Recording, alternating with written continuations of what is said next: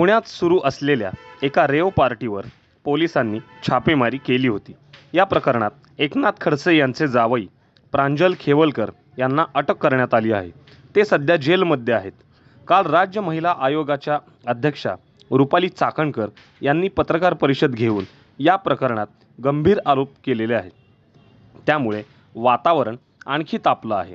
दरम्यान दुसरीकडे भाजपकडून सातत्यानं राष्ट्रवादी शरद पवार गटाचे नेते एकनाथ खडसे यांच्या विरोधात आक्रमक भूमिका घेतली जात आहे. काही दिवसांपूर्वी भाजप आमदारांनी एकनाथ खडसे यांच्या विरोधात एक पत्रकार परिषद घेतली होती. या पत्रकार परिषदेमधून खडसे यांच्यावर गंभीर आरोप करण्यात आले होते. खडसे कुटुंबावर सुरू असलेल्या या आरोपांवर आता मंत्री रक्षा खडसे यांची प्रतिक्रिया समोर आली आहे. त्यांनी नाराजी व्यक्त केली आहे. नेमकं काय म्हणाल्या खडसे? जळगावात भाजपने एकनाथ खडसे यांच्याविरुद्ध केलेल्या आंदोलनावरून तसेच खडसे कुटुंबावर होत असलेल्या आरोपावरून भाजपच्या नेत्या आणि केंद्रीय मंत्री रक्षा खडसे यांनी नाराजी व्यक्त केली आहे.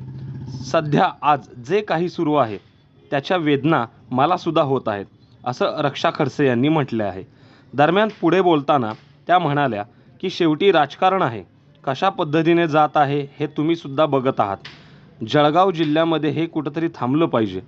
जळगाव जिल्ह्यामध्ये या गोष्टी सुरू आहेत, त्या कशा पद्धतीने सुरू आहेत हे सर्वांना माहिती आहे, असं सुद्धा यावेळी मंत्री रक्षा खडसे यांनी म्हटलं आहे. कोणीही नेता असो त्यांनी विकासावर भर दिला पाहिजे, अशी या जिल्ह्याची आणि मतदारसंघाची लोकप्रतिनिधी म्हणून माझी प्रामाणिक इच्छा आहे. शेतकऱ्यांचे मुद्दे आहेत, त्याकडे कुणीही नेता असो त्याने लक्ष दिले तर जिल्ह्याचे चांगले होईल, असं म्हणत रक्षा खडसे यांनी एक प्रकारे भाजपच्या नेत्यांना घरचा आहेर देत नाराजी व्यक्त केली आहे.